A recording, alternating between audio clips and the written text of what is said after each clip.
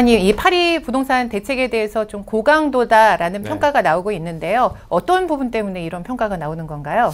네, 일단은 이 규제가 왜 이렇게 발생이 됐느냐 원인부터 봐야 되겠죠. 가장 먼저 중요한 게 실수요자들이 집을 사기 힘든 그 과정 속에서 주택 가격의 안정화에 따라서 여러 강남 지역과 뿐만 아니라 여러 지역들을 집단 규제로 인해서 가격대를 좀 잡겠다는 게 의의라고 볼 수가 있겠습니다. 하지만 다 모든 전문가들, 저뿐만 아니라 많은 분들이 예상하기로는 순차적으로 단계별로 진행을 할 거라고 예상을 했는데 이번에 뭐 20여 가지 규제를 한 번에 대책을 통해서 발표가 됐기 때문에 굉장히 냉각 효과를 가져올 것이다. 뭐 이런 사태를 예상하시는 분들이 굉장히 많은 것 같습니다.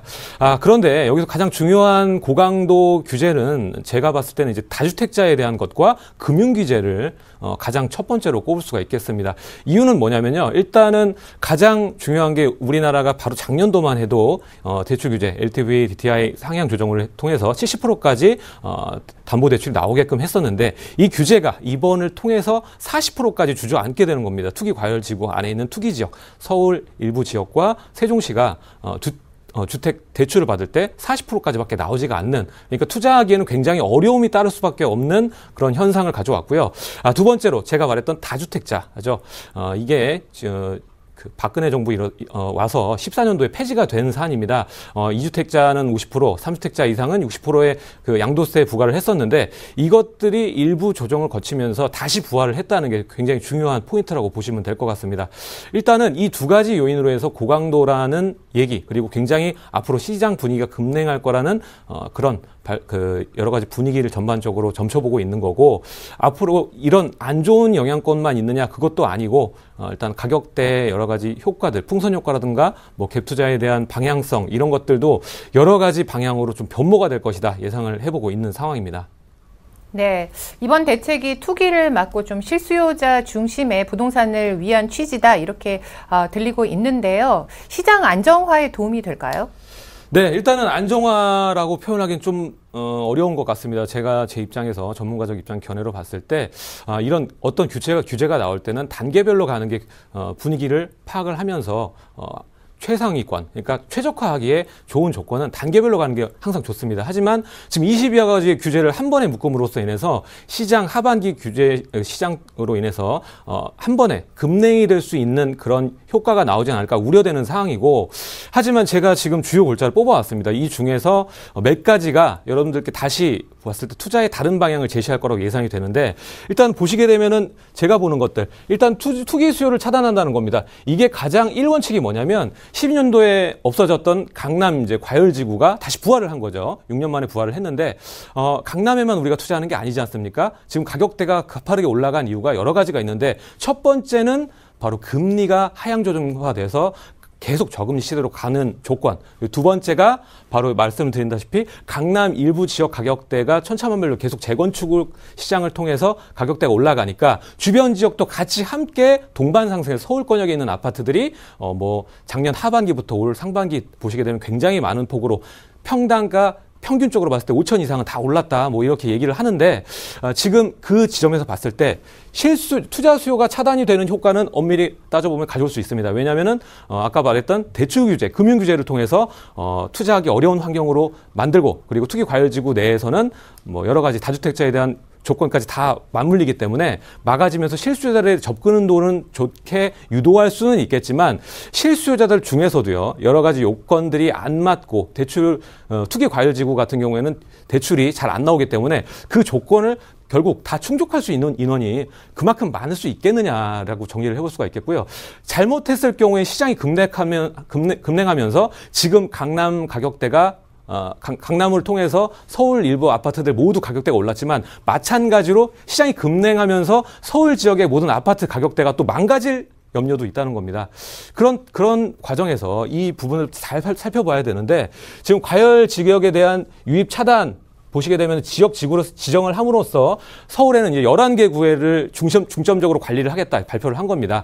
그리고 그 다주택자에 대한 그 상한선을 두면서 이제는 2개, 3개 투자하기는 굉장히 어려워진다는 겁니다. 반면에 제가 보는 키워드는 뭐냐면, 여기 보시면은 임대 등록을 유도한다는 이 문건, 이게 굉장히 중요한 걸 의미를 내포한다고 보면 좋겠는데, 앞으로는 그 가족들의 명의라든가 타인의 명의를 이용해서 1가구 1주택을 통해서 양도세 비과세 혜택을 받는 것들을 하지 못하게 막고, 이 임대 사업자를 등록을 해서 다주택자를 유지를 할 거면 해라, 뭐 이런 방식으로 나온 겁니다. 세수 확보가 되고 앞으로는 금액대 세금을 내지 않고 투자하기에는 어려운 환경으로 간다는 겁니다. 그렇기 때문에 어떻게 보면은 이 모든 사안 중에서 뭐 틈새가 약간 있다고 볼 수가 있겠죠. 왜냐하면 우리 투자하시는 분들 보면 임대사업자를 적극적으로 활용해서 투자하시는 분들 굉장히 많습니다. 그렇기 때문에 제가 보는 그 풍선 효과라고 보면은 아파트 지역이 아닌, 이제 아파트는 수익률 면에서는 굉장히 낮은 상품이기 때문에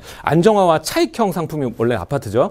반대로 임대사업자를 등록해서 수익률을 구가를 하면서 매가 차익을 볼 수 있는 뭐 서울 주요 역세권이라든가 이런 규제가 차후로 나오지 않는 한 또 풍선 효과가 발생이 될 거다. 그리고 뭐 조정 대상 지역 있죠? 이 일부 지역, 뭐 동탄이라던가 다른 신도시들도 이런 과일지구를 벗어나 투자하는 수요가 지속적으로 발생은 할 겁니다. 그렇기 때문에 거기에 대한 이선책, 차선책이 완벽히 갖춰지지 않는 한 시장 급냉 효과를 가져올 수 있다는 점을 말씀을 드릴 수가 있겠고요.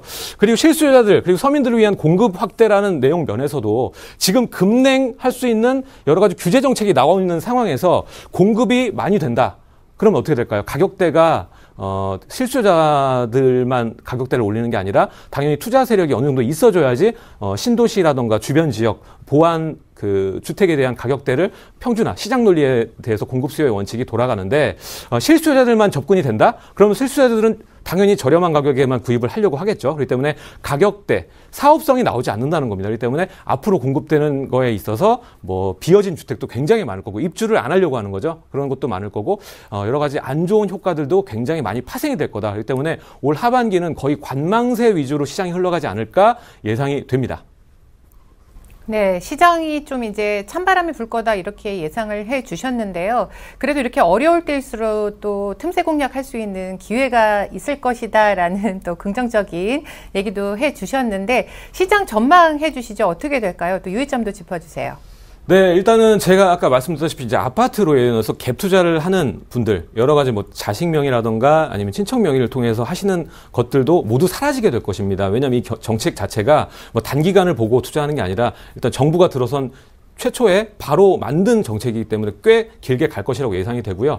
일단은 서울 중심의 강남의 재건축 시장의 가격대가 가파른 상승을 멈추고 이제 하반기는 관망세 내지는 하락세를 면치 못할 것이다 예상을 해볼 수가 있는데 앞으로 뭐 다른 효과가 있을 겁니다. 금리는 앞으로 당분간 상승할 일이 없거든요. 그렇기 때문에 다른 투자 상품군, 예를 들어서 수익형 매물 시장이 더욱더 확대된다거나 월세라던가 뭐 작은 주택들, 소형 주택들이 가격대가 더욱더 가파르게 올라가는 반대 효과를 거두게 되거나 아니면 이런 뭐 달러화라던가 그리고 현물 가치 있는 뭐 금이라던가 주식 뭐 이런 다른 방향으로 투자금들이 흘러갈 수밖에 없습니다. 지금 가계들 투자 수요라고 일컬어지는 금액대가 우리나라 110조 가량이 됩니다. 그것들이 상당 부분 부동산에 다 흘러갔습니다. 1순위가. 근데 이것들이 막아서 해결될 부분이 아닌데 다른 그 틈새라던가 차환책들이 마련이 되지 않으면 계속적으로 다른 부분의 풍선 효과로 인해서 시장이 더욱더 어지러워질 확률이 높습니다. 앞으로 여러분들이 유의하셔야 될 점은 이런 아파트, 과열지구 그리고 서울 내 아파트들 투자를 할 때도 이게 가격대가 더욱더 갈 건지 안정세에 있는 지역인지 아니면은 이런 투자 세력에 맞붙어서 가는 가격대였는데 내가 지금 투자했을 때 멈추진 않을까 고려되는 그런 때는 투자하시는 게 아니라 이제 뭐 옆에 있는 업무 지역이 확실한지 업무 지역이 사실상 주택시장에서 가장 중요한 거거든요. 이런 입지를 더욱더 한 번 더 면밀하게 살펴봐야지만 되는 시장으로 바뀌어가는 겁니다. 이제 투자 세력이 높아서 가격대가 계속 상승하니까 나도 가야겠다. 이게 아니라 앞에 업무 지역이라든가 인구 유입률 이런 걸 5년 전과 앞으로 어떻게 될 건지 다 비교를 면밀하게 더욱더 스마트하게 투자를 해야지만 여러분들이 돈을 투자를 했을 때 실패하지 않고 성공적으로 방향으로 갈 수 있다. 이렇게 보면 될 것 같습니다.